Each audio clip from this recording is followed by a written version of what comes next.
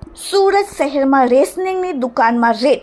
દુકાન સંચાલક કેનેડા ગયો હોવા છતાં સરકાર સાથે 7 લાખની છેતરપિંડી સામે આવી. મળતી માહિતી પ્રમાણે સુરત શહેરના ઉધના વિસ્તારમાં U51 નંબરની સરકારી દુકાનનો પરવાનેદાર દુકાનનો હવાલો તોલાટને સોંપી 2 મહિના પહેલા કેનેડા ઉપડી ગયો હોવાનું જિલ્લા પુરવઠા અધિકારીની તપાસમાં બહાર આવ્યું છે. પરવાનેદારની ગેરહાજરીમાં સરકારી અનાજના જથ્થાનું વિતરણ કરવા કૂપન કાઢવા માટે પરવાનેદારના જમણા અંગૂઠાની ડુપ્લિકેટ છાપ બનાવવામાં આવી હતી. આ સાથે જ ઘઉં, ચોખા, ખાંડ, તુવેર દાળના જથ્થાની ઉલટ તપાસમાં વધઘટ સામે આવી. ડુપ્લિકેટ અંગૂઠાની છાપ સહિતની ગેરરીતિ સામે આવતા ઉધના મામલતદારે પાંડેસરા પોલીસ મથકમાં ગુનો નોંધાવ્યો હતો.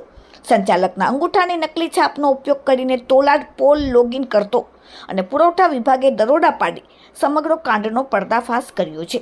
પુરવઠા વિભાગની તપાસમાં સામે આવ્યું છે કે દુકાનનો સંચાલક તો કેનેડા છે અને દુકાનમાં રહેલ વ્યક્તિ કરી રહ્યો છે કે લકવો હોવાથી તે ઘરે ઘરે બેઠા કામ કરે છે. સમગ્ર મામલે પુરવઠા વિભાગે પાંડેસરા પોલીસ મથકે ફરિયાદ નોંધાવી.